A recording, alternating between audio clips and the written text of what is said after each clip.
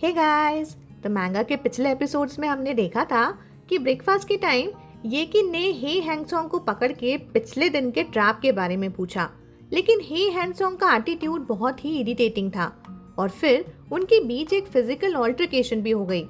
येकिन को ये समझ आया कि टैंगचोंग ने ये सब कुछ प्लान किया था ताकि टेंग फाइची को हार्म हो।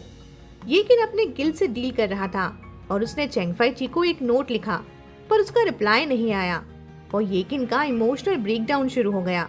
एक दिन येकिन ने अपनी खोई हुई रिंग को पूल में ढूंढने के लिए जंप मार दिया और बाद में जाओ फेंग से अपने फ्रस्ट्रेशन का इजहार किया। जब एलिवेटर में येकिन और चेंग फाइची का एक्सीडेंटल मीटिंग होता है तो येकिन को बिल्कुल कंट्रोल नहीं मिल रहा था अपने इमोशंस पे, लेकिन चेंग फाइची ने काम रहकर उसे हैंडल किया। एलिवेटर में भी येकिन अपने इमोशन से डील कर रहा था और अपने पास को समझने की कोशिश कर रहा था। आज येकिन फाइनली अपने इमोशंस को एक्सप्रेस करता है और वह एक्सेप्ट करता है कि उसने बहुत कुछ गलत किया था। अब आगे उस दिन शूटिंग सेट का काम जल्दी खत्म हो गया था, तो उनकी ड्रामा की हीरोइन लियू ने पूरे ग्रुप ए को डिनर पे ले जाने का प्लान बनाया। पर येकिन को ड्रिंकिंग पार्टी से इमोशनल ट्रॉमा था। फेक स्माइल्स और चीयर्स वाली वाइब उसे सूट नहीं करती थी। उसने सोचा कि कोई एक्सक्यूज दे देता हूँ कि तबीयत खराब है और होटल जल्दी जा रहा हूँ, लेकिन लियू ने फुल सिस्टर मोड में उसका हाथ पकड़ लिया और बोली, सब चल रहे हैं ना, तू भी चलना, अपनी बहन का थोड़ा तो ख्याल रख। एस सिटी न ज्यादा छोटा था न इतना बड़ा। येकिन ने चाहा था कि बस एक लास्ट बार वो चेंग फाइची को देख ले, पर दिल में छुपी उम्मीद थी कि शायद फिर मुलाकात हो जाए। लेकिन किस्मत ने याद दिला दिया कि इतना लकी भी नहीं है तू। डिनर पार्टी में मिला मिस्टर चेन, वही टीवी इन्वेस्टर, और एक और चेहरा, पुराना दोस्त लियू यांग फैन। पिछले 5 सालों में येकिन ने ऐसी डिनर पार्टीज पे कोई पुराने चेहरे बहुत बार देखे थे। उसकी फैमिली के बैंकरप्सी के कारण येकिन उस बिजनेस सर्कल में कभी ऑफिशियली एंटर नहीं कर पाया था, लेकिन उसके डैड उसे अक्सर ऐसी पार्टीज में साथ ले जाते थे। इसी वजह से जब येकिन कैपिटल के एक रेस्टोरेंट में गया, एक बॉस ने उसका नाम सुनते ही उसे पहचान लिया। बातचीत के एंड में वो एक बिजनेस कार्ड येकिन को स्लाइड करते हुए बोले, कोई दिक्कत हो तो मुझे याद कर लेना। पहले तो येकिन को काफी ऑकवर्ड लगता था, पर जब बार बार ऐसा होने लगा तो उसकी स्किन थिक हो गई। इसीलिए जब डिनर पे उसकी नजर पुराने दोस्त लियू यांग फैंग से मिली तो बस उसने आंख मारी और हल्की सी स्माइल दे दी। पर लियू यांग फैंग इस पूरी सिचुएशन में काफी ऑकवर्ड फील कर रहा था। उसने बार बार येकिन की नजर से बचने की कोशिश की, न ज्यादा कांटेक्ट बनाया न पुरानी दोस्ती वाली वाइब्स ही लाई। 3 पैक के बाद येकिन बाथरूम गया थोड़ा रिलैक्स होने, पर वापस आते वक्त डोर के बाहर टक्कर हो गई उसी पुराने दोस्त से। रिफ्लेक्स रिएक्शन में येकिन ने आसपास देखा और बोला, तू पहले जा, किसी ने देख लिया तो ऑकवर्ड हो जाएगा। लेकिन इस बार लियू यांग फैंग रुक गया। उसने सिर्फ इतना ही कहा, येकिन काफी टाइम हो गया मिले हुए। दोनों ने बैंक्वेट खत्म होने से पहले कुछ मिनट्स बाथरूम के बाहर ही चैट किया। लियू यांग फैंग ने बताया कि वो एस सिटी इस बार फैमिली के नए इंटरटेनमेंट कंपनी इन्वेस्टमेंट के लिए आया है। येकिन ने कैजुअली स्माइल के साथ बोला, डोमेस्टिक रियल एस्टेट अभी काफी अच्छा चल रहा है, बिजनेस एक्सपैंड करना सही डिसीजन है। इंटरटेनमेंट इंडस्ट्री भी काफी प्रॉमिसिंग है। आज का लियू यांग फैंग काफी फॉर्मल और कंपोज था। स्कूल के दिनों का जो थोड़ा फ्लैमोइंट शो ऑफ वाला एटीट्यूड था उसका, वो अब कहीं गायब हो गया था। और फिर उसने पुरानी बात छेड़ी, उस टाइम मैं हेल्प नहीं कर पाया, तुम्हें पता है ना मेरे डैड। येकिन ने तुरंत बिना इमोशन दिखाए उसकी बात को कट करते हुए कहा, अरे छोड़ो ना, इतनी छोटी सी बात को क्यों याद रखना, तुम लोगों का क्या फॉल्ट था, हमारी फैमिली की प्रॉब्लम थी, हमें ही हैंडल करना था। येकिन की काम टोन ने लियू यांग फैंग को विजिबली रिलीव किया, जैसे उसके मन का गिल्ट का बोझ थोड़ा उतर गया हो। फिर उसने पूछा, यहाँ आप फिल्मिंग कर रहे हो क्या? येकिन ने जवाब दिया, हाँ, डायरेक्टर ली का प्रोजेक्ट है, लियू के यंगर ब्रदर का रोल प्ले कर रहा हूँ। बात सिंपल लग रही थी, लेकिन इसने लियू यांग फैंग को क्लियरली अंदर से शेक किया। वो येकिन को अच्छे से जानता था। एक टाइम था जब उसके एक्सप्रेशंस में भी एरोगेंस दिखता था। इवन जब उसने पैसे भी मांगे थे तो उसका टोन था, 3 महीने में मैं पूरा रीपे कर दूंगा। नो बैगिंग, नो शेम, बस कॉन्फिडेंस। लेकिन आज का येकिन एकदम पॉलिश्ड, सॉफ्ट स्पोकन, सब कुछ स्माइल में ले जाने वाला इंसान बन गया था। ये सब देख के उसके मन में एक अजीब सी फीलिंग आई। लिू यांग फैंग ने थोड़ा हेसिटेट करते हुए पूछा, क्या तुम सिंगल हो? येकिन थोड़ा हंसा, बोला हाँ, फिर हंस दिया। ये क्या रिपोर्टर बन गए हो क्या तुम, जैसे किसी गॉसिप चैनल का इंटरव्यू ले रहे हो। लिू यांग फैंग ने पूछा, कब जा रहे हो कैपिटल वापस? येकिन ने थोड़ा सोच के जवाब दिया, शायद मंथ एंड तक, बस शूटिंग के बाद वापस। क्यों, ट्रीट दोगे? जाओ फेंग को भी बुला लेना, उसके बिना मजा नहीं आएगा। येकिन की बात का तो लिू यांग फैंग ने कोई सीधा जवाब नहीं दिया। इसके बजाय उसने कहा, ईस्ट साइड में मेरा एक वैकेंट फ्लैट है, सारी चीजें हैं, फर्नीचर, इलेक्ट्रॉनिक्स और डेकोरेशन भी टॉप क्लास है। ऐसा लग रहा था जैसे उसने अपनी बात को अधूरी ही छोड़ दिया हो। येकिन थोड़ा कंफ्यूज हो गया, रुक के बोला, मेरे पास डॉर्मेट्री है रहने के लिए। पर लिू यांग फैंग ने एक अलग ही कॉन्फिडेंस के साथ कहा, पहले मैं मजबूर था, अब पापा मुझे कंट्रोल नहीं कर सकते। फिर स्ट्रेट अप ऑफर दे दिया, बोला, इंटरटेनमेंट इंडस्ट्री में टाइम बर्बाद करने से बेहतर है मेरे साथ आ जाओ। येकिन फुल कंफ्यूज था, तुरंत हाथ हिला के बोला, अरे नहीं नहीं, मैं ये सब नहीं कर सकता, बिजनेस में मेरा बस नहीं चलता, ऊपर से मेरा टेम्पर भी खराब है, थोड़ा भी डिसएग्रीमेंट हो जाए तो मैं सीधा झगड़ा हो जाता है। तुझे कोई चमचा ही चाहिए हो तो मैं परफेक्ट ऑप्शन नहीं हूँ। लेकिन लिू यांग फैंग उसकी हरकतों में पुराना वाला येकिन देख रहा था। थोड़ी पुरानी वाली फीलिंग आई तो वो मुस्कुरा दिया, बोला, बिजनेस नहीं करना है तुझे, बस जैसे पहले क्लब हाउस में रहता था वैसे ही रहना, खा पी सो आराम कर, मैं संभाल लूंगा। येकिन पहले बहुत कंफ्यूज था, फिर धीरे धीरे उसे समझ आया। इंटरटेनमेंट इंडस्ट्री में ऐसी डर्टी पॉलिटिक्स और शीटी ऑफर्स काफी कॉमन है। ही हैंसोंग जैसे लोग तो सीधा स्पॉन्सर के थ्रू टॉप पे पहुंच जाते हैं।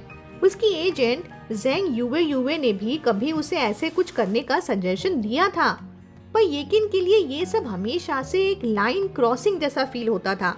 वो समझता तो था, इस सिस्टम को भी समझता था, पर खुद को उसमें कभी फिट ही नहीं कर पाता था। उसने कभी नहीं सोचा था कि एक दिन उसके साथ ये वाला सीन भी होगा। मतलब मैं तुझे अपना भाई समझता था और तू मुझे सोने ले जाना चाहता है। यार, मैंने भी कभी नहीं सोचा था कि लिू यांग फैंग उससे कुछ ऐसा ऑफर देगा कभी। बस लिू यांग फैंग के सामने उसने ये बात मजाक में टाल दी, ये कहकर कि ऐसा मजाक मत करो, किसी ने सुन लिया तो गॉसिप बन जाएगा। उसने खुद को समझाया कि लिू यांग फैंग ने शायद मेरी मिजरेबल कंडीशन देख के सिंपैथी फील की होगी, ऊपर से थोड़ा ड्रिंक भी कर लिया था, इसीलिए ऐसा बोल दिया। हाँ, शायद कुछ ऐसे ही हुआ होगा। फिर उसने ये कहकर लिू यांग फैंग से गुड बाय बोला कि बैंक्वेट से मैं काफी देर से बाहर हूँ, अब चलता हूँ। सीन शिफ्ट होता है अगले दिन पर। अगली सुबह येकिन ने एक अच्छी नींद के बाद कल के सीन को दिल से निकाल दिया था। उसके लिए वो बस एक ऑकवर्ड सी कन्वर्सेशन थी। वो अच्छे से समझता था कि अब उसका और लिू यांग फैंग का स्टेटस गैप कितना बड़ा हो चुका है। साथ में घूमना तो दूर की बात है, अब तो उससे ज्यादा बात करना भी कुछ वियर्ड सा लगता है। वो ऐसा सोच रहा था। Birds of a feather flock together. जैसे जैसे सोचता गया उसे अपने पुरानी गैंग की याद आ गई। वो सारे बचपन के दोस्त जिससे उनकी बॉन्डिंग सिर्फ खाने पीने, मजाक करने और बकवास हरकतें करने तक लिमिटेड थी। कोई प्रोडक्टिव काम कभी नहीं किया गया, बस बैकग्राउंड सेम था और इंटरेस्ट भी। पर सबसे ज्यादा चुभने वाली बात थी चेंग फाइची का उन सबके सामने इंसल्टेड होना, उनके जोक्स, उनका टीजिंग और येकिन का खुद उसका मजाक उड़ाना। उस मोमेंट को याद करके येकिन का मन किया कि काश टाइम में वापस जा सकता और उस टाइम के खुद को थप्पड़ मार के जगा देता। चाहे उसके दोस्तों ने कुछ भी किया हो, गलती उसी की थी। उसकी ईगो, उसका केयरलेस एटीट्यूड और सबसे बड़ी बात, उसने चेंग फाइची को वैल्यू ही नहीं किया। अब भुगत रहा है और ये सब उसी का रिएक्शन है। किसी और को ब्लेम करना बेकार ही था। इन 5 सालों की उथल पुथल के बाद येकिन ने क्वालिटी डेवलप कर ली थी, जल्दी हील होना और खुद को चीयर अप करना। सेट पर थोड़ा टाइम मिलते ही उसने कल के बाकी पेपर स्टार्स कंप्लीट किए जो छूट गए थे। आज के सारे स्टार्स में फिर एक ही मैसेज था, कल बहुत बिजी था पर फिर भी पूरा दिन बेबी की यादों में ही गया। आज भी काफी हेक्टिक था। थर्ड मेल रील के रोल का इमोशनल हाई पॉइंट आज शूट हो रहा था। येकिन का पूरा दिन शूट पे तो सिर्फ फिजिकल प्रेजेंस था, दिमाग उसका कहीं और ही भटक रहा था। ब्रेक्स के टाइम भी वो कंटिन्यूअसली फोन कॉल्स पे लगा था, हर दूसरे मिनट किसी से बात करता हुआ, एक सेकेंड के लिए भी चिल नहीं किया। नया फाइनेंशियल स्पॉन्सर जो अचानक से रूमर बन गया था, ऐसे टाइम पर कौन शांत रह सकता था ना। उसे अब तक क्लियर नहीं था कि कल रात उसकी और लियू यांग फैंग की बात किसने सुन ली, पर बात पूरे क्रू में लाइटनिंग स्पीड की तरह फैल गई थी। अगर इंडस्ट्री में कुछ बेसिक रूल ना होते तो शायद अब तक मीडिया भी इस गॉसिप को लपक चुका होता। पर सोचने वाली बात तो ये भी थी कि वो इतना भी मशहूर नहीं था। अगर कोई जर्नलिस्ट को ये इन्फो फ्री में भी दे दे तो भी शायद उन्हें इतना इम्पोर्टेंट ना लगे कि उस पर टाइम वेस्ट किया जाए। लेकिन फिर भी येकिन के लिए ये रूमर अब तक एक टाइम बॉम्ब जरूर बन गया था। ये मिसअंडरस्टैंडिंग अगर कंट्रोल में ना ली गई तो 1 से 10 से 100 लोग तक फैलते देर नहीं लगती और उसके बाद कोई सफाई भी काम नहीं आती। तभी उसने ये कंसर्न अपने मैनेजर जेंग यूए को भी बताया, पर उसका रिएक्शन कोल्ड था। वो बोली, जब अफवाह फैल ही चुकी है तो रहने दो ना, लोगों को सच नहीं जानना होता, उन्हें सिर्फ गॉसिप ही पसंद होती है। और देखा जाए तो तुम दोनों वाकई क्लोज फ्रेंड्स हो और उसका तुम्हारे लिए कुछ फील करना कोई बड़ी बात नहीं है। अगर लोग कुछ सीरियस भी सोच लेंगे तो तुम विक्टिम नहीं बनोगे, इनफैक्ट थोड़ा बेनिफिट भी मिल सकता है तुम्हें। येकिन को उसकी बात समझ तो आई, लेकिन वो डाइजेस्ट नहीं कर पा रहा था। और सबसे बड़ी बात, ये सब जो हो रहा था एस सिटी में, क्या पता कहीं से चेंग फाइची को अगर पता चल गया तो। इस थॉट ने तो उसका गला ही सुखा दिया था। वो सिर्फ अपने रेपुटेशन या करियर के लिए नहीं घबरा रहा था, वो उस एक इंसान के रिएक्शन से डर रहा था जिसे वो सच में मैटर करता था। जेंग यूए ने उसे एक फ्रस्ट्रेटेड साय के साथ समझाया, अगर तुम खुद आके सफाई दोगे तो लोग और डाउट करेंगे। अभी एक ही सॉल्यूशन है, लियू यांग फैंग खुद सामने आए और बोल दे कि तुम दोनों के बीच कुछ नहीं है। चाहे लोग मानेंगे या नहीं, पर कम से कम तुम अकेले नहीं दिखोगे इस फाइट में। येकिन ने बिना टाइम वेस्ट किए जाओ फेंग को कॉल किया और लियू यांग फैंग का नंबर मांगा। यांग फैंग अभी भी एस सिटी में ही था। उसने कहा कि वो बिजी है लेकिन कल मिल सकता है। मीटिंग की जगह फिक्स हुई सिटी के सेंटर के एक प्राइवेट क्लब में, वहीं जहां येकिन पहले भी जा चुका था और जहां पे आयरॉनिकली सबसे ज्यादा रूमर्स शुरू हुए थे। येकिन ने सोचा था कि बस एक छोटी सी मिसअंडरस्टैंडिंग क्लियर ही करनी है, लेकिन जैसे ही क्लब के रूम का दरवाजा खुला उसका दिल लिटरली सिंक कर गया। वो कॉन्फिडेंट था कि शायद लियू यांगफिंग के साथ कोई और होगा, पर उसने ये कभी एक्सपेक्ट नहीं किया था कि चेंग फाइची भी होगा वहीं पर। आखिर आ गया। टैंगजोंग का टॉक्सिक ग्रिंग सबसे पहले वेलकम करने के लिए रेडी था।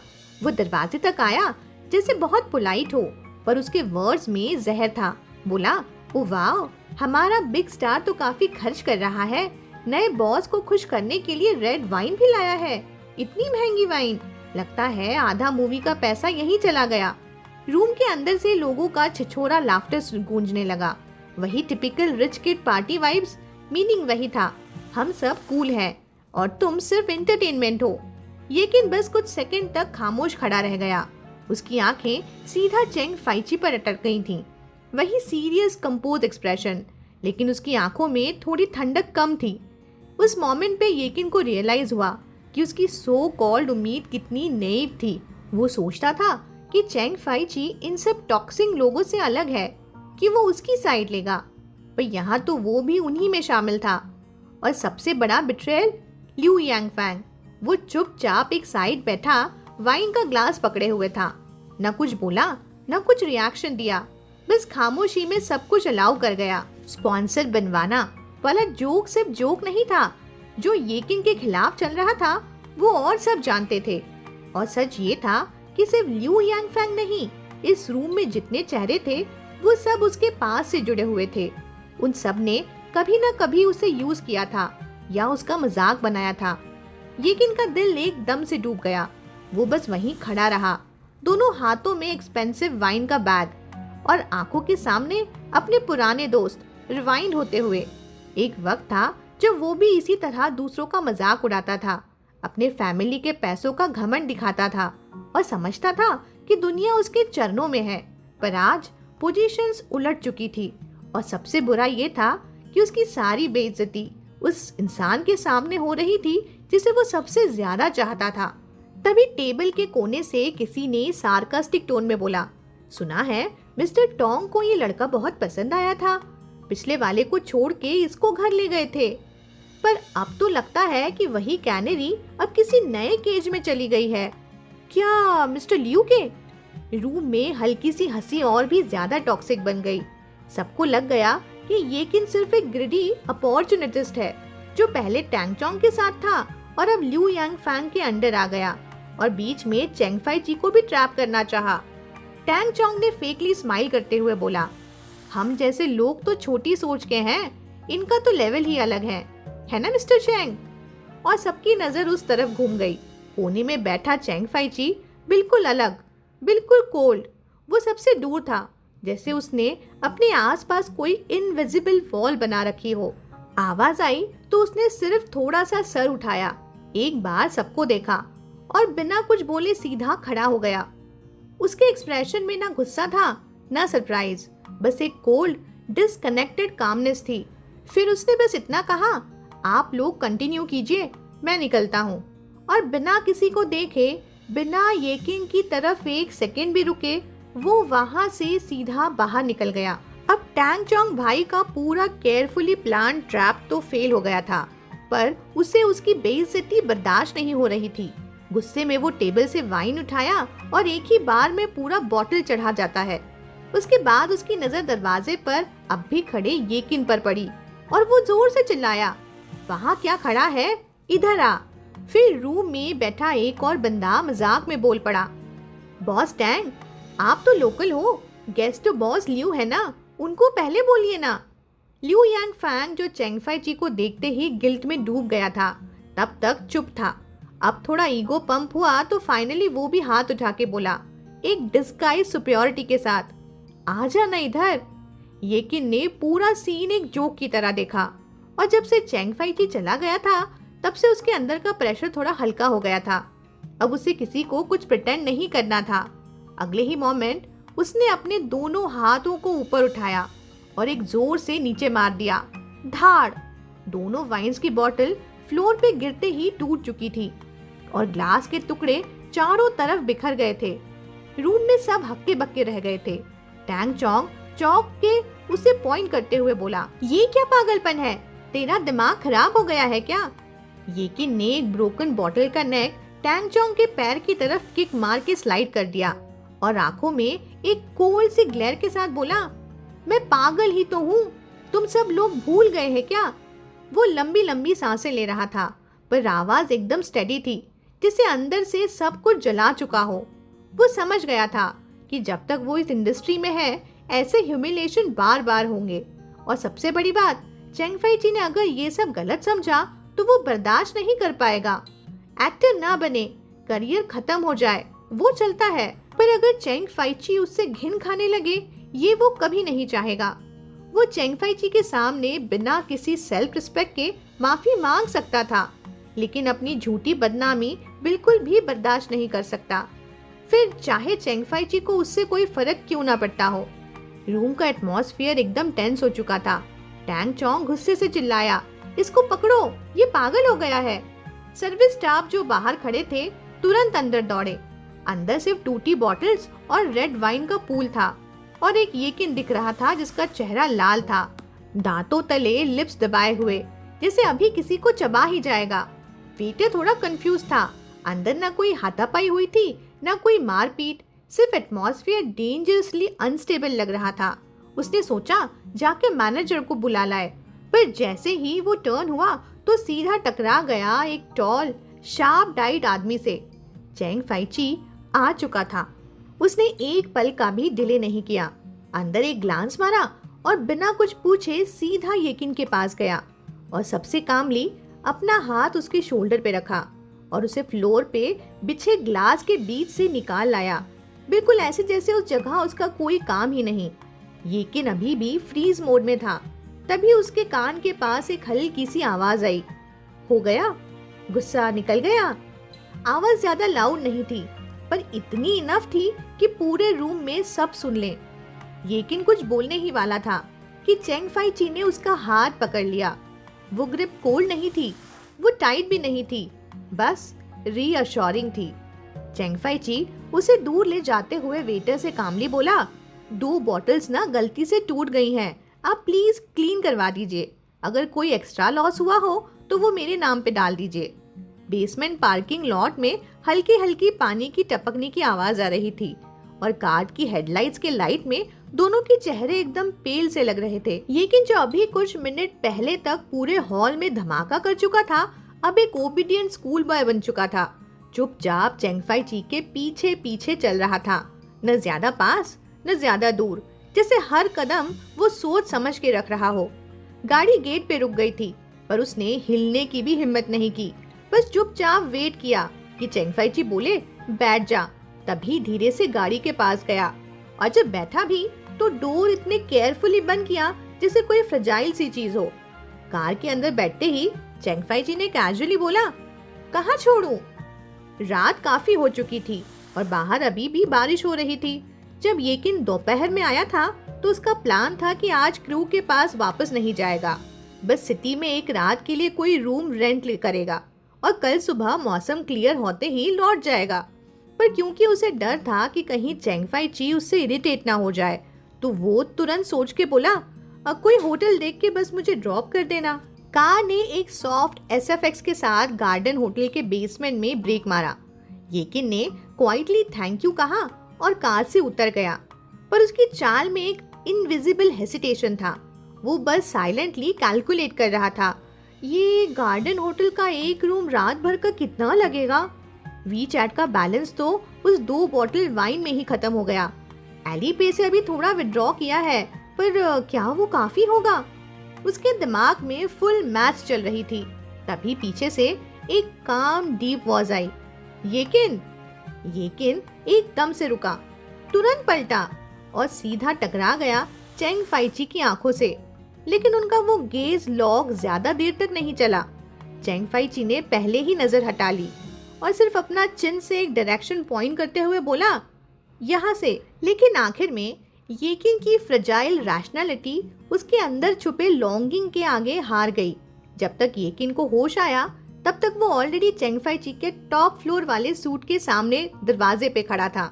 पिछली बार जो उसका पर्सनल आइटम्स का सेट छोड़ा गया था, वो अभी भी वहीं था, अनटच्ड। चेंग फाई ची ने उन्हें बाथरूम से उठाया और एंट्रेंस के पास वाले कैबिनेट पे रख दिया था। येकिन क्वाइटली अपने स्लीपर्स पहन के अंदर आया। रूम में खड़ा होते ही उसे थोड़ा सा ऑकवर्ड फील हुआ, एज इफ ये स्पेस अभी भी किसी और की प्राइवेट टेरिटरी थी। उसने देखा चेंग फाई ची बिना किसी हेसिटेशन के अपना कोट उतार रहा था, स्लीव्स रोल कर रहा था, फिर कैजुअली बाथरूम गया फेस वॉश करने, फिर किचन जाके फ्रिज ओपन किया पानी की बोतल निकालने के लिए। जब सोडा वाटर उसके हाथ में दिया गया तो येकिन ने तुरंत अपनी नजरें हटा ली। वो ज्यादा देर तक स्टेयर नहीं कर पाया। उसने हाथ बढ़ाया लेने के लिए, लेकिन उसी मोमेंट पे चेंग फाई ची ने बोतल वापस खींच ली, कैप खोल के फिर से उसकी तरफ बढ़ाई। येकिन 1 सेकेंड के लिए फ्रोजन हो गया था। उसने आंखें नीचे कर ली। वो कुछ बोलने ही वाला था, लेकिन उसकी आवाज गले में ही अटक गई। एक सिंपल सा थैंक यू बोलना भी मुश्किल हो गया था। किचन में वापस जाके चेंग फाई ची ने फ्रिज से 2 टमाटर और कुछ अंडे निकाले और जल्दी से वॉक में टॉस कर दिया। Stir fried tomato and eggs बनाने लगा। तभी उसको याद आया, स्टेपल फूड तो है ही नहीं। पिछली बार की नूडल्स तो अब खत्म हो चुकी थी। फ्रस्ट्रेशन सी ब्रेथ लेके उसने किचन के टैप से ठंडा पानी लिया और फेस पर स्प्लैश किया। पानी जैसे उसके चाहोटिक थॉट्स को सेटल कर रहा हो। धीरे धीरे उसका माइंड क्लियर होने लगा। उसके फोन पे चेंगजिन के 7-8 मिस्ड कॉल्स और मैसेजेस थे और वो काफी डिस्टर्ब हो गया था देख के, इसलिए उसने फोन तुरंत स्विच ऑफ कर दिया। ना वो ईज हाउस गया, ना चेंगजिन के रेसिडेंस, ना ही गार्डन होटल वापस गया। बस रैंडमली अपने घर के पास एक क्लब चुना, सिर्फ कुछ वक्त अकेला रहने के लिए। पर जैसे ही वो अंदर एंटर हुआ, वहाँ उसका एनकाउंटर हो गया टैंग चोंग और लिu यांगफैंग से। वो सच में उनके साथ हैंग आउट नहीं करना चाहता था, लेकिन टैंग चोंग ने आंख मार के बोला, चलो ना, एक बड़ी इंटरेस्टिंग चीज दिखानी है तुझे। उस मोमेंट पे चेंग फाई ची को कुछ अनईजी फील हुआ, लेकिन बिना सोचे उसने हाँ कर दी। जो बाद में हुआ वो एग्जैक्टली वैसा ही था जैसे चेंग फाई ची ने इमेजिन किया था। वही पुरानी कहानी, तेज बोलने वाले इंसल्ट्स, हार्मलेस लगने वाले टॉन्ट्स, और एक ऐसी सोसाइटी जहाँ स्ट्रॉन्ग लोग वीक को क्रश करते हैं। ये सब इस सोसाइटी का रूटीन है। वो खुद पार्टिसिपेट नहीं करना चाहता था और ना ही किसी के लिए इंटरवीन करने का प्लान था उसका। जब येकिन रूम में आया, चेंग फाई ची तो ऑलरेडी निकलने की तैयारी में ही था। पिछली बार उसने टेक्स्ट से जो बैंक कार्ड का नंबर भेजा था, वो उसका फेयरवेल गेस्चर था, जैसे एक साइलेंट मैसेज। इस रिश्ते का कोई मतलब नहीं है, ये बस अननेसेसरी बर्डन है। न पास्ट में न अब, इनके बीच कोई भी कनेक्शन होना चाहिए। लेकिन जैसे ही वाइन बॉटल के टूटने की आवाज आई, उसके स्टेप्स रुक गए। पूरा सीन उसकी आंखों के सामने फ्लैश हो गया। रूम, आवाज, टेंशन, और उसके ब्रेन ने डिसाइड करने से पहले ही उसका बॉडी वापस टर्न हो गया था। बिल्कुल वैसे ही जैसे जब थोड़ी देर पहले उसने येकिन को सोडा बॉटल दी थी। अनकॉन्शियसली उसका कैप खोल के ही दिया था। बिहेवियर साइकोलॉजी के हिसाब से कोई भी चीज अगर 21 दिन तक रिपीट हो तो वो आपकी हैबिट बन जाती है, और अगर लाइफ में कोई मेजर इवेंट हो तो ये हैबिट और स्ट्रॉन्ग हो जाती है। लेकिन इन दोनों के बीच तो 5 साल का गैप आ गया था ना। ऐसे कितने 21 दिन तो निकल गए होंगे ना। अगर वो आदत बोन पे नाइफ से भी लिखी गई हो, तब भी वो अब तक तो मिट ही जाती ना। चेंग फाई ची ने अपने फेस से पानी वाइप किया, और जब उसने आंखें खोली तो उसकी यूजुअल काम आईज में हल्का सा कंफ्यूजन था। फूड जल्दी आ गया था, एक लाइट सी फूड पॉरेज और कुछ साइड डिशेस। उसे याद था कि येकिन को सी फूड पसंद है, लेकिन वो पॉरेज ज्यादा नहीं खाता, बस टमाटर अंडे के लिए बार बार हाथ बढ़ा रहा था। पूरा का पूरा वो साइड डिश उसने ऑलमोस्ट अकेले ही फिनिश कर दिया था, और खत्म करने के बाद क्वाइटली खड़ा हो गया टेबल क्लीन करने के लिए। चेंग फाई ची ने उसे रोका तो वो ऑकवर्डली किचन के दरवाजे पे खड़ा हो गया। न पूरा अंदर जा पा रहा था, न बाहर आ रहा था। फिर धीरे से बोला, मैं बर्तन धो सकता हूँ, बहुत अच्छे से धो दूंगा। चेंग फाई ची को तो ऑलरेडी पता था येकिन बर्तन धोने में एक्सपर्ट है। पिछली बार भी तो सिर्फ बर्तन नहीं धोए थे, पूरा घर स्पार्कल कर दिया था। बस बेडरूम में जाकर क्विल्ट फोल्ड करना ही बाकी रह गया था। येकिन काफी बदल गया था। ये उसने उनके पहले एनकाउंटर के टाइम पे ही नोटिस भी कर लिया था, और जब से वो वापस रिकनेक्ट हुए थे, उसके बिहेवियर में एक वियर्ड अनरियल क्वालिटी थी जो अजीब सा लगता था। एक्सेप्ट आज जब वो क्लब में था, तब उसका अंदर का ओरिजिनल येकिन दिखा था। शॉर्ट टेम्पर्ड, इम्पेशेंट, थोड़ा एरोगेंट, और किसी भी इंसल्ट को टॉलरेट न करने वाला। और चेंग फाई ची को ये अच्छे से पता था कि ऐसे बदलाव का मतलब सिर्फ एक ही होता है कि अंदर से कुछ बहुत बुरा टूटा है। किचन क्लीन करने के बाद जब चेंग फाई ची वापस लिविंग रूम में आया, उसने देखा कि येकिन एक कोने में चुपचाप बैठा था, वही जगह जहाँ किसी का रास्ता भी न रुके। हाथ में वही पानी की बोतल, छोटी छोटी सिप्स ले रहा था, बिल्कुल बिना आवाज के, जैसे उसकी प्रेजेंस ही जीरो हो। जैसे ही चेंग फाई ची के कदम की आवाज आई, वो तुरंत खड़ा हो गया, नर्वस और होपफुल, जैसे कोई छोटा सा एनिमल हो जो अपने एग्जाइल का इंतजार कर रहा हो। फाई ची ने भी उसके साथ कोई ऑकवर्ड सवाल नहीं किया। वो सीधा उसे मास्टर रूम के बगल वाले रूम में ले आया, बेड पे रखी डस्ट कवर हटाई और सीधा बोला, यहीं सो जाओ आज रात। येकिन जो डोर तक उसके पीछे पीछे आया था, उसने वो लाइन सुनते ही थोड़ा रिलीव्ड और थोड़ा एक्सपेक्टेंट लुक दिया, लेकिन कुछ बोला नहीं। सोने से पहले येकिन किचन पानी लेने गया था, लेकिन जैसे ही वो मास्टर बेडरूम के पास से गुजरा, उसके कदम थोड़े से धीरे हो गए। उसकी निगाहें डोर के नीचे से निकलती लाइट पे टिक गई। लाइट जल रही थी, मतलब चेंग फाई ची अभी सोया नहीं था। उसने इमेजिन किया शायद वो बेड के हेडबोर्ड से टिक के कोई बुक पढ़ रहा होगा, बिल्कुल वैसे ही जैसे पहले के रेनी नाइट्स में करता था। जब दोनों जिया युआन कम्युनिटी में साथ रहते थे, ऐसी रेनी और ह्यूमिड नाइट्स कॉमन थी, लेकिन येकिन को रेनी नाइट्स कभी पसंद नहीं आई। रेन की आवाज जो विंडो से टपकती थी उसे बहुत इरिटेटेड फील होता था, और जब वो इरिटेट होता था तो वो बस चेंग फाइची को तंग करना चाहता था। लेकिन चेंग फाइची हमेशा अलग था। चाहे एनवायरनमेंट कितना भी नॉइजी हो, वो एक ही चीज में फुली फोकस कर लेता था, और येकिन उसकी वो फोकस प्रोफाइल देखता रहता था, और फिर अंदर से उसे कुछ इची सा फील होता था। उसकी अटेंशन चुराने का मन करता था। कभी उसके वेस्ट पे फिंगर से पोक करता, कभी लेग्स को रब करता, सिर्फ इसीलिए ताकि वो बुक पढ़ना छोड़ दे। और फिर हमेशा की तरह चेंग फाइची बुक नीचे रखता, उसका शोल्डर पकड़ता और फिर उसे किस करता। फिर सीरियस फेस से पूछता, क्या अभी भी बदमाशी करनी है? और ये किन स्टर्बनली कहता, हाँ और करनी है। तो वो फिर से किस करता। हर किस पहले से ज्यादा लॉन्ग होता, जब तक ये किन डिजी और ब्रेथलेस ना हो जाए। आखिरी में वो अपने पैर से उसकी किताब को नीचे फ्लोर पे गिरा देता और अपने वीक आर्म से चेंग फाइची के नेक को होल्ड कर लेता, सिर्फ उसे बेड में खींचने के लिए।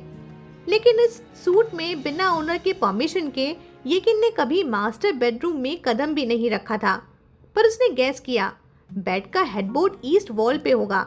अपने असाइन रूम में जाके वो क्वाइटली वॉल के पास गया और अपने चीक उस वॉल पे रखे। बंद आंखों के साथ ऐसे लेट गया जैसे अगर वो वॉल के थोड़ा और करीब सोए तो शायद चेंग फाइची की वार्मथ फील हो सके। अगली सुबह चेंग फाइची को उसकी बॉडी क्लॉक के अलार्म ने 6 बजे ही जगा दिया था। फ्रेश होने के बाद जब वो लिविंग रूम में आया तो उसे समझ आया कि रात का गेस्ट गायब हो चुका था। नेक्स्ट बेडरूम का डोर खुला हुआ था। बेड पे जो ब्लैंकेट था वो नीटली फोल्ड किया हुआ था, और बाथरूम में रखा हुआ डिस्पोजेबल टॉयलेटरी सेट वापस कॉर्नर में संभाल के रखा था, बिल्कुल उसी तरह जैसे किसी ने यूज ही ना किया हो। चेंग फाइची ने फोन उठाया, चेक किया, कोई मैसेज भी नहीं था। उसने सोचा ये किन चला गया होगा, तो उसने यूजुअल रूटीन के जैसे स्टोव ऑन करके पानी गर्म करने लगा और फ्रिज से एक अंडा निकाल लिया। ब्रेकफास्ट बन रहा था कि तभी एक कॉल आई होटल सिक्योरिटी टीम से। मिस्टर चेंग, एक सस्पिशियस आदमी मिला है पार्किंग लॉट के प्राइवेट एलिवेटर के पास। कह रहा है कि आपका दोस्त है। कह रहा है कि वो सिर्फ ब्रेकफास्ट लेने गया था और अब वापस आपके रूम में आना चाहता है। इतना सुनते ही चेंग फाइची को अंदाजा हो गया कि कौन हो सकता है। उसने सिक्योरिटी टीम को अलाउ कर दिया कि ले आओ उसे ऊपर। 5 मिनट बाद नॉक नॉक हुआ। दरवाजा खोला तो सामने था ये किन, हाथ में 2 पेपर बैग लेके, हेड लो, शोल्डर्स ड्रॉप, बिल्कुल गिल्टी बच्चे की तरह खड़ा था। चेंग फाइची की आंखों से आंखें मिला भी नहीं पा रहा था, सिर्फ उसके लाल हॉट ईयर्स विजिबली दिख रहे थे। थोड़ा गिल्टी टोन में बोला, मुझे नहीं पता था कि एलिवेटर यूज करने के लिए फिंगरप्रिंट या पासवर्ड लगता है। अंदर आके येकिन ने देखा टेबल पे ऑलरेडी पोच्ड एग्स और स्लाइड ब्रेड्स रेडी है, पर बिना कुछ बोले उसने अपने पेपर बैग्स ओपन किए और टेबल पे रो में सारा ब्रेकफास्ट रख दिया। ये खा लो, बाइक पे लेके आया हूँ, अभी भी गर्म है।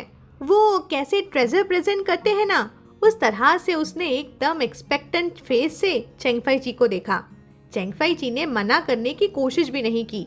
येकिन के उस एक्सप्रेशन को इग्नोर करना सच में मुश्किल था।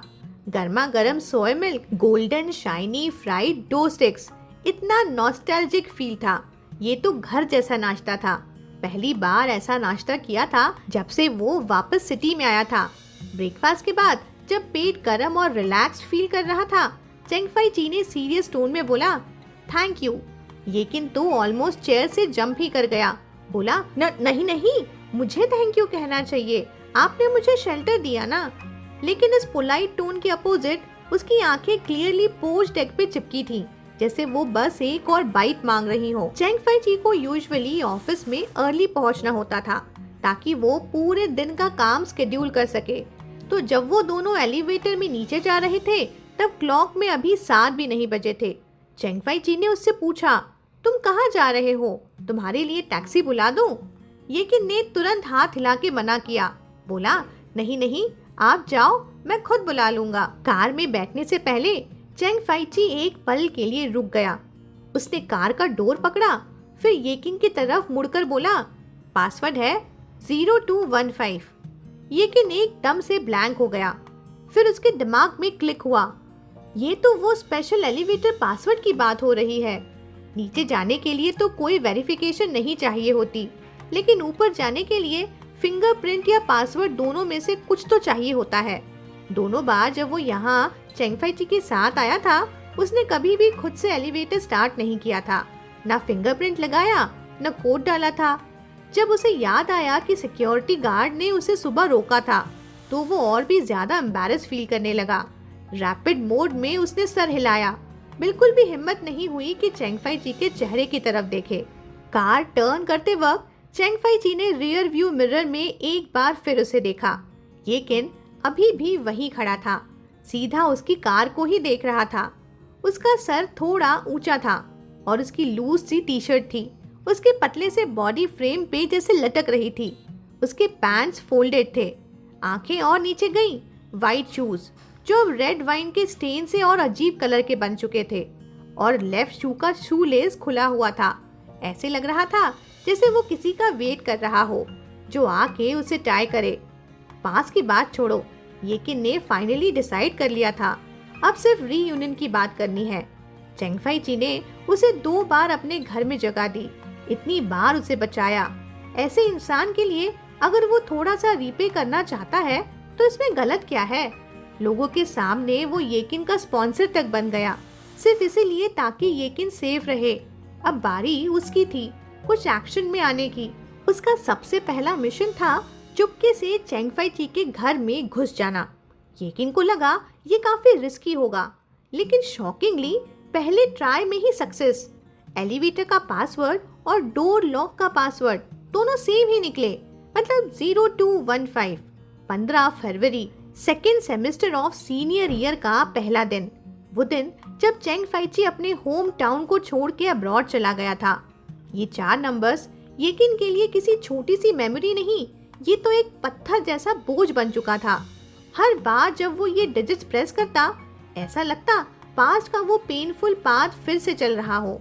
एयरपोर्ट का वो शोर, प्लेन के इंजन की वो आवाज, कॉलेज एप्लीकेशन जिसमें एक शब्द भी नहीं लिखा गया था, और वो आंसुओं का टेस्ट जो उसके होठों तक आया था।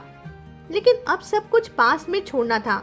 एक गहरी सांस लेके येकिन ने अपने आप को समझाया, बस जब तक वो सामने नहीं आता तब तक मैं हिम्मत बनाए रख सकता हूँ। और पता नहीं वो खुद बहुत ज्यादा केयरफुल था या चेंगफाइची सच में बिजी था, लेकिन पहली कुछ एंट्रीज बिल्कुल स्मूथली हो गई थी। घर आके वो साफ सफाई करता, पानी उबालता, कपड़े धोता। एक बार तो पूरा सारा सामान लेके आया, फ्रिज भर दिया, लेकिन चेंगफाइची ने शायद नोटिस ही नहीं किया, या फिर किया हो लेकिन कुछ बोला नहीं। अगर ये सेकंड वाला केस है तो येकिन की उम्मीद जिंदा थी। वो काफी एनकरेज हुआ और फिर और भी बोल्ड बन गया। एक दिन जब सेट पे उसकी कोई शूट नहीं थी तो सुबह सुबह ही माउंटेन से उतर आया, ग्रोसरी और फ्रेश फूल लेके बड़ी बड़ी बैग्स के साथ ऊपर चढ़ गया। फिर एक वाज ढूंढा और फूल उसमें लगा दिए। उसने पूरा घर में एक नजर डाली और फाइनली लगा ये जगह अब घर जैसी लग रही है। चेंगफाइची कल रात शायद वापस आया था। फ्रिज में अंडे 2 कम थे और केटल में सिर्फ आधा पानी बचा था। येकिन ने सब चीजें केयरफुली टॉप अप कर दी। जो कोट सोफे पे पड़ा था उसे नीटली फोल्ड करके साइड में रख दिया। टूथब्रश और टॉवल बाथरूम में सेट कर दिया और फिर पूरे घर का फ्लोर, चिमनी, बुक शेल्फ, जो कुछ भी उसके हाथ में आया सब साफ कर दिया। टेक्निकल काम उसे आता नहीं था, लेकिन फिजिकल वर्क और पेशेंस में वो मास्टर था।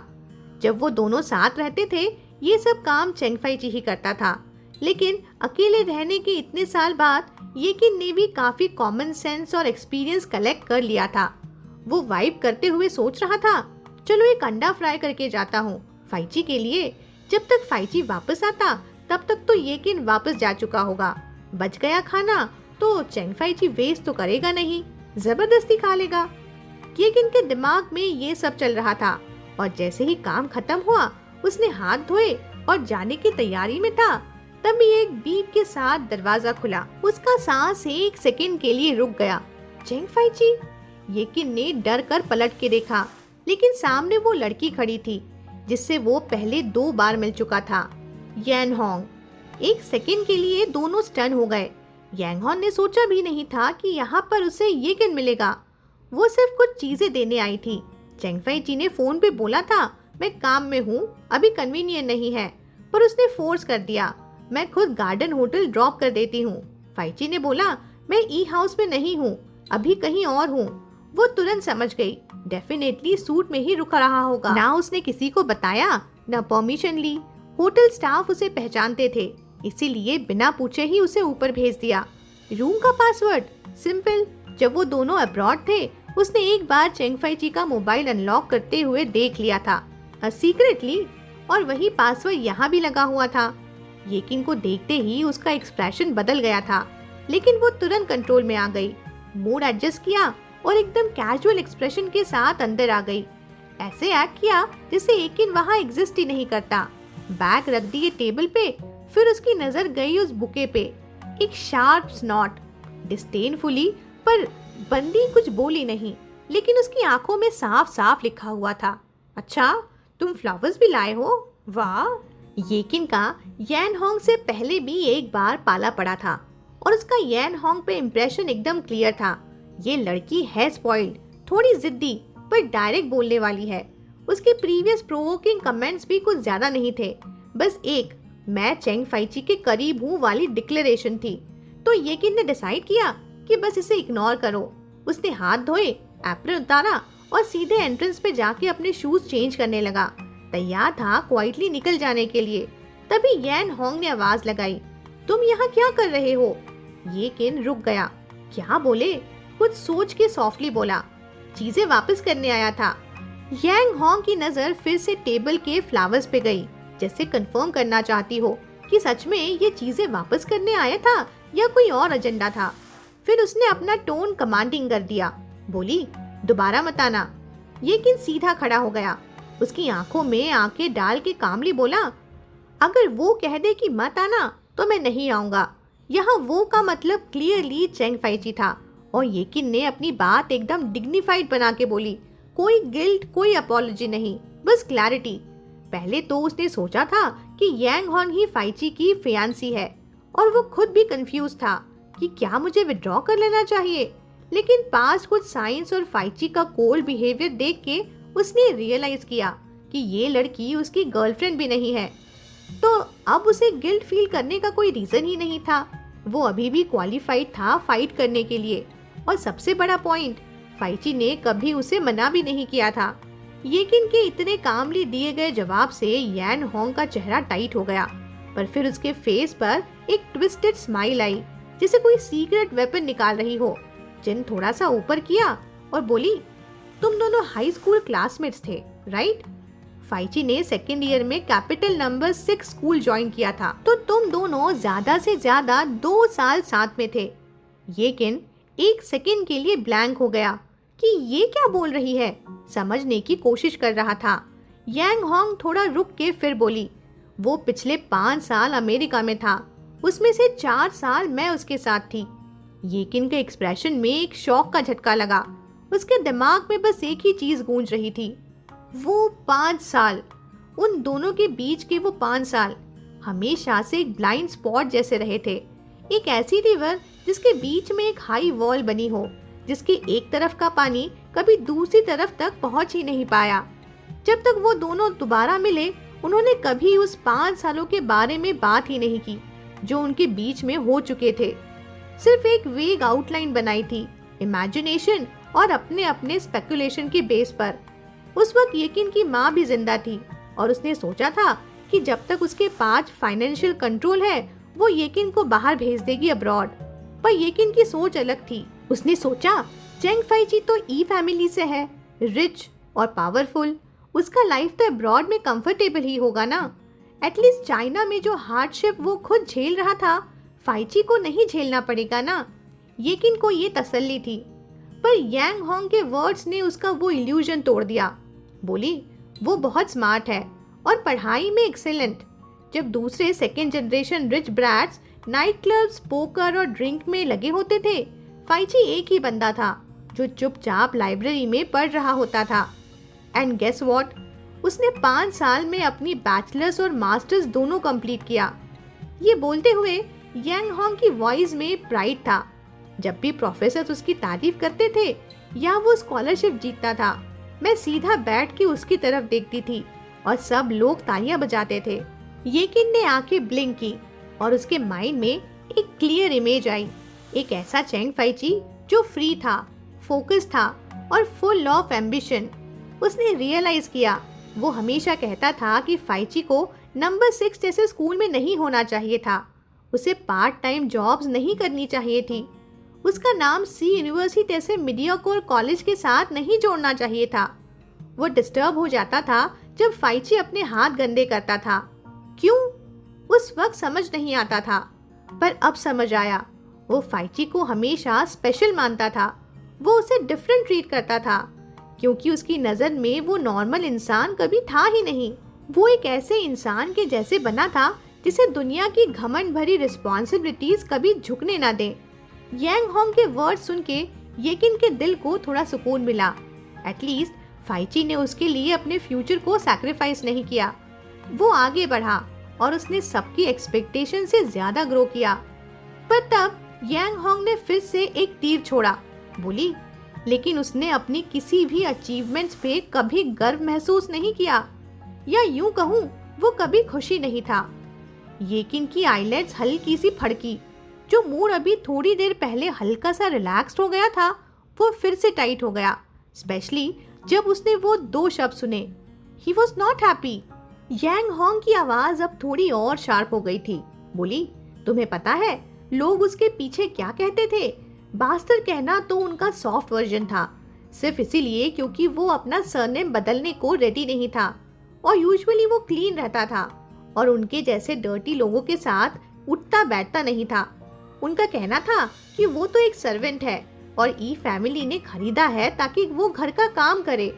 उसकी स्टेप मॉम यानी ई फैमिली की करंट मिस्ट्रेस बार बार विजिट करने के नाम पे अब्रॉड जाती थी, लेकिन असल में सब जगह उसके खिलाफ र्यूमर स्प्रेड करती थी। इवन उसके क्लास टीचर तक बच नहीं पाए थे। एक बार तो उन्होंने पूरी क्लास के सामने ही पूछ लिया था कि तुम्हें घर जाके हाउसवर्क करना है क्या, या यहाँ पढ़ाई कंटिन्यू करना चाहते हो। सबसे बुरा वक्त तो तब था जब उसकी स्टेप मॉम ने झूठ बोल दिया था कि उसकी माँ क्रिटिकल कंडीशन में है और उसका क्रेडिट कार्ड भी फीस करवा दिया ताकि वो फ्लाइट लेके घर न लौट सके। उसने दूसरे इंटरनेशनल स्टूडेंट से पैसे उधार मांगने की कोशिश भी की, लेकिन उन्होंने उस पर उंगली उठाते हुए हंसना शुरू कर दिया, बास्टर कह के मजाक उड़ाने लगे और फिर गंदे तौर पे बोल दिया, ग्रेजुएशन के बाद क्या ई फैमिली के असली यंग मास्टर के नीचे लटकेगा क्या? येकिन ने एकदम ज्यादा फोर्स में गल्प किया। उसके लिप्स खुद ब खुद हिल रहे थे और दोनों हाथ अपने साइड्स में टाइटली बंद हो गए, आंखें वाइड ओपन। प्योर पैनिक भर गया था उसमें। यान होंग ने उसके रिएक्शन का फुल एडवांटेज लिया और एक और बार थोड़ा सार्कास्टिक स्माइल के साथ बोली, तुमने सोचा भी नहीं होगा ना, इतना प्राइड वाला बंदा इतना सब कुछ झेल गया बिना कुछ बोले। वो बंदा जो कभी भी पैसों या पावर के लिए नहीं झुकता, उसने ये सब चुपचाप सह लिया। दोनों के बीच एक लंबी खामोशी छाई रही। फिर यांग होंग ने एक ठंडी सी सांस ली और उसके चेहरे पे वापस वो कॉन्फिडेंट एक्सप्रेशन आ गया। फिर बोली, इसीलिए सिर्फ मैं ही हूँ जो उसे ई फैमिली में प्रॉपर जगह दिलवा सकती है। फिर उसने नजर डाली उन सनफ्लावर्स के फूलों पर जो टेबल में वास में रखे थे। एक पल को उन्हें कंटेम से देखा, फिर सीधा येकिन की आंखों में देख के बोली, और तुम सिर्फ उसका बोझ बनोगे। जो उसने इतने मुश्किल से बनाया है ना, तुम सब कुछ तबाह कर दोगे। उसे वापस उसी नाली में खींच के ले जाओगे जहां से वो कब का निकल चुका है। सीन कट होता है। चेंग फाइची उस दिन ऑफिस में नहीं था, वो एक और सिटी में गया था ई ग्रुप के दूसरे होटल चेन को इंस्पेक्ट करने। वहीं पे एक इम्पोर्टेंट मीटिंग भी थी जो उसे अटेंड करनी थी। काम खत्म होने के बाद जब वो एससीटी वापस आया तब तक रात हो चुकी थी। ऑफिस बिल्डिंग के एक दूसरे विंग में कुछ और ईमेल्स चेक करने के बाद वो पार्किंग लॉट गया कार लेने। कार में बैठते ही ड्राइवर सीट में बैक लीन करके 2 मिनट के लिए आंखें बंद की और जब खोला तो फेस पे वही थकान थी। आज रात को वो फाइनली थोड़ा फ्री महसूस कर रहा था। ये जिंग मतलब उसके डैड ने रिसेंटली उस पे एक्स्ट्रा काम डाल दिया था। Old workload plus new projects plus capital city में बिजनेस एक्सपेंशन, मतलब सब कुछ मिला के फाइची लिटरली 24/7 बिजी हो गया था। आज जैसे 10 बजे से पहले काम खत्म हुआ था, ये तो एक रेयर मोमेंट ही था उसके लिए। इसी शॉर्ट ब्रेक में उसने दिन भर की छोटी मोटी बातों को फिल्टर करना स्टार्ट किया, जो दिन में टाइम न होने की वजह से मिस हो गई थी। सेम यूजुअल बातें थी, चैंगजिन का रोज का एक जैसा कॉल, और फिर याद आया कि सुबह यांग हॉल ने कॉल किया था, कुछ देना था, उसने कहा था। और ये किन चेंग फाइची ने एलिवेटर में खड़े खड़े सोचा, आज भी आया होगा क्या? एक्चुअली जब ये किन ने पहली बार उसके घर में एंटर किया था, तभी से फाइची ने नोटिस कर लिया था, लेकिन उसने कभी डायरेक्टली कुछ नहीं पूछा। एक वजह तो ये थी कि काम का प्रेशर इतना ज्यादा था कि उसमें अटेंशन देने का टाइम ही नहीं था, और दूसरी वजह वो खुद सोचता था कि कुछ चीजों को बोलना जरूरी नहीं होता। चेंग फाइची शायद येकिन के इंटेंशंस को समझ गया था कि ये उसका बस एक तरह का उसे फेवर को रिप्ले करने का तरीका है, अपने तरीके से साइलेंटली, जैसे पहले करता था। अगर उसके किसी के कपड़े बारिश में भिगा दिए तो वो अगले दिन एक नया सेट खरीद के दे देता। अगर कोई बिना वजह से उस पर गुस्सा हो गया तो वो ईगो साइड में रख के उसके चीक पे किस करता, जस्ट टू से सॉरी। और जब उसे लगता कि बस अब काफी हो गया तो वो क्वाइटली सब कुछ बंद कर देता। वो चीजें फोर्सफुली कभी नहीं रोकता। चेंग फाइची को लगा कि इस मैटर के लिए येकिन को कांटेक्ट करना ऐसा था जैसे वो जान के कोई गुजारिश का रास्ता छोड़ रहा हो, जैसे अभी भी कुछ संभालने का स्पेस बचा हो उन दोनों के बीच। अगर सच में ये सब अवॉइड करना होता तो सही अप्रोच होती कि एलिवेटर का पासवर्ड चेंज करो और फोन का पुराना सिम कार्ड निकाल दो, ताकि फ्यूचर में कोई पंगा ही ना हो। एलिवेटर में जब वो ऊपर जा रहा था तो डिजिटल पैनल के बटन से थोड़ा सा खेलने लगा। सिस्टम ने जब पूछा कि रीसेट पासवर्ड तो वो फ्रीज कर गया। क्या सेट करे? बर्थडे? ना, बहुत इजी होता ये गेस करना। और बर्थडे के अलावा सिर्फ एक नंबर वो उसे यूज करता था बार बार, 0215। 0215 वही दिन जब चेंग फाइची ने होम टाउन छोड़ा था और अब्रॉड चला गया था। सीनियर ईयर सेकेंड सेमेस्टर का पहला दिन। कुछ सेकंड्स के हेसिटेशन के बाद उसने कुछ भी चेंज नहीं किया। सिस्टम वापस स्टैंड बाय मोड में आ गया। डिंग, एलिवेटर ने टॉप फ्लोर पे सिग्नल दिया। फाइची ने सोचा कल चेंज कर लूंगा, नॉट टुनाइट। थकान बहुत ज्यादा थी। जैसे ही घर के अंदर एंटर हुआ, शूज तक नहीं निकाले, इतना टायर्ड था। तभी उसके नोज ने एक फ्रेश फ्लोरल सेंट पकड़ी और फिर एक अजीब सा साइन सुना। लाइट ऑन करते ही बैंग, पूरे रूम में एकदम ब्राइट लाइट फैल गई। टेबल के नीचे छुपने की कोशिश कर रहा बंदा इतनी जल्दी में था कि टेबल के कोने पर सर ही मार गया। उसने दर्द से अपना सर पकड़ा और धीरे से कमर सीधी करके ऊपर देखा। उनकी आंखें मिली। लाल आंखों वाला येकिन सामने खड़ा था। येकिन जो पहले हमेशा जल्दी आता और छुपके से निकल जाता था, आज नहीं गया। उसे पता था कि पकड़ा जाएगा, फिर भी वो यहीं रुक गया। अब तक फाइची एक पल के लिए वहीं खड़ा रह गया। क्या बोले समझ नहीं आया। उसने एक नजर टेबल पे रखे चीजों पे डाली और उसके बोलने के पहले ही येकिन ने जल्दी से बोल दिया, ये मिस यान लेके आई थी। मिस यान, उसने 2 बार बोला जिसे खुद को करेक्ट कर रहा हो। फिर उसने अपनी तरफ टेबल के एक कोने पे रखे हुए सनफ्लावर बुके को दिखाया। और ये मैंने लाया है। चेंग फाइची ने कुछ नहीं बोला, सीधा बाथरूम चला गया फेस वॉश करने। येकिन उसके पीछे पीछे गया और टॉवल फॉरवर्ड कर दिया जैसे ये रूटीन हो। फाइची ने टॉवल लिया, फेस वाइप किया और कैजुअल सा झांक के देखा नीचे। येकिन अभी भी वही डिस्पोजेबल स्लीपर्स पहने हुए था, जो इतने पतले थे कि उसके टोज के ऊपर में होल बनने वाले थे। उसके बाद येकिन एक ह्यूमन शैडो ही बन गया।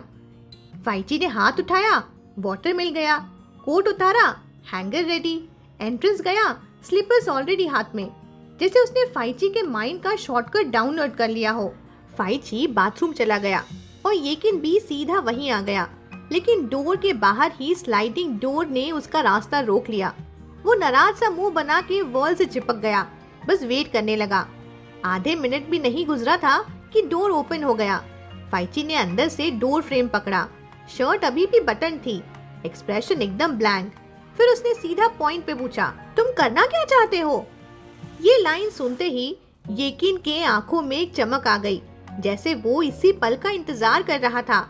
बाथरूम की सॉफ्ट लाइट उसके चेहरे पे सीधे पड़ रही थी और उसकी हालत एकदम टूटे हुए टेडी बियर जैसी थी। टीयर स्टेन्स अभी भी दिख रहे थे, आई लैशेस चिपकी हुई, आई लिड्स स्वोलन। पता नहीं कितनी देर से रो रहा था, लेकिन फिर भी एक जिद भरी मुस्कान के साथ बोला, तुम्हें नहीं पता? येकिन ने आंखें थोड़ी सी कर्व की, आवाज ऊपर उठाई और बोला, मैं तुम्हें परस्यू करना चाहता हूँ। चेंग फाइची की आंखों की शान झील अचानक से तूफानी समुंदर बन गई। इतने सालों तक उसने कभी पीछे मुड़ के देखा ही नहीं। उसने जो रास्ता चुना था उसमें पास्ट के लिए कोई जगह ही नहीं थी। यादें सिर्फ परेशानी बढ़ाती हैं। वापस आने के बाद नए लोग, नए काम और इवन येकिन जो दोबारा मिला तो इतना बदल चुका था, नाजुक, डरा हुआ, हर कदम पे सोच समझ के चलने वाला। वो पहले जैसा रहा ही नहीं था, जैसे उसकी पुरानी शार्पनेस किसी बॉक्स में बंद कर दी हो। और यही देख के फाइची को सुकून मिलता था। लेकिन जब येकिन ने कहा कि मैं तुम्हें परस्यू करना चाहता हूँ, तो वो फ्रजाइल सुकून का ग्लास एकदम से क्रैक कर गया। उस एक सेंटेंस ने जो सारी पुरानी यादें जो उसने मिट्टी में दबा दी थी, उन्हें फिर से फोड़ के बाहर निकाल दिया था। ऑटम की वो ठंडी शाम, खाली क्लासरूम का साइलेंस, टिफिन से निकलती खुशबू और एक ब्राइट सा लड़का जो उसकी तरफ देखता हुआ कहता है, मैं तुम्हें चेज करना चाहता हूँ। उस वक्त येकिन की आंखों में सिर्फ लाइट थी, इतनी इंटेंस कि समझ ही नहीं आता था कि ये लाइट सीलिंग से आ रही है या उसके खुद अंदर से निकल रही है। और वही रोशनी फाइची को स्टेप बाय स्टेप खींचती गई, जब तक वो पूरा उसमें डूब नहीं गया। और फिर एक दिन वो लाइट टूट गई, एक हथौड़ा पड़ा, सब कुछ टूट गया। और जब होश आया तो सिर्फ दर्द था और रिग्रेट। और आज इतने सालों बाद वही पेन फिर से उभर रहा था। सैडनेस थी या पुराना कोई फ्लेवर, डजंट मैटर। फाइची ने अपनी नजरें हटा ली, सीधा किसी रैंडम खाली स्पॉट पे आंखें टिकाई, एक गहरी सांस ली और कामली बोला, तुम अब जा सकते हो। येकिन के फेस पे जो मुस्कान थी एक सेकंड के लिए जैसे फ्रीज हो गई। उसे समझ आ गया था कि ये रिजेक्शन है, लेकिन उसने गिव अप नहीं किया। फिर से मुस्कुराया और पूछा, इतनी रात हो गई है, क्या मैं यहीं रुक जाऊं आज के लिए? फाइची ने कोई जवाब नहीं दिया, लेकिन उसका हाथ जो डोर फ्रेम पकड़े हुए था टाइट हो गए, फिंगर्स वाइट हो गई प्रेशर से। येकिन फिर से बोल पड़ा, सॉफ्ट होपफुल टोन में, मैं घर के काम कर लेता हूँ, फ्लोर भी स्वीप कर लूंगा, कपड़े भी धो दूंगा, एग्स बना लेता हूँ, तुम जो बोलो सीख जाऊंगा, मैं प्रॉमिस करता हूँ तुम्हें कभी ट्रबल नहीं दूंगा। लेकिन फिर फाइची ने फाइनली उसकी आंखों में देखा और बोला, नहीं, मुझे यहाँ कोई ही नहीं चाहिए जो मेरा ख्याल रखे। क्या तुम डर रहे हो कि किसी को पता चल जाएगा? येकिन ने सॉफ्ट वॉइस में पूछा। डोंट वरी, मैं किसी को नहीं बताऊंगा, मैं बहुत केयरफुल था आते वक्त, मुझे फर्क नहीं पड़ता कि लोग क्या कहते हैं। फाइची ने कोल्डली इंटरप्ट किया, अपनी जगह वापस जाओ और दोबारा यहाँ मत आना। और फिर बिना एक सेकंड और वेस्ट किए वो बाथरूम के अंदर चला गया, डोर बंद किया और येकिन को बाहर ब्लॉक कर दिया। येकिन के लिप्स पे जो वर्ड्स थे वो फ्रीज हो गए, ऐसे लगा जैसे उसका चेहरा डोर से टकरा गया हो। उसने सोचा, शायद फाइची को थोड़ा टाइम चाहिए होगा टू प्रोसेस एवरीथिंग, इसीलिए उसने अपना डेस्परेशन कंट्रोल किया। चुपचाप वापस डाइनिंग एरिया में गया, टेबल पे रखे फ्लावर्स को हल्का सा मिस्ट किया और बाथरूम की तरफ देख के बोल दिया, ठीक है तो मैं चलता हूँ। फिर वो निकल गया, हर कुछ कदम पे पीछे मुड़ के देखता हुआ। लेकिन आज वो भी थोड़े नाराज लगे। लेकिन एक छोटी सी पेपर नोट पे आज लिखा था, हैंडराइटिंग क्लीन, थोड़ा स्ट्रेच्ड पर प्यार से भरा, can I be your boyfriend? Hey guys, I hope आपको आज का एपिसोड भी पसंद आया होगा। अगर पसंद आया हो तो कमेंट और लाइक ज़रूर करिएगा, और अगर चैनल सब्सक्राइब नहीं किया है तो वो भी ज़रूर करिएगा। तो चलो फिर मिलती हूँ अगली वीडियो में जल्दी ही। Good night.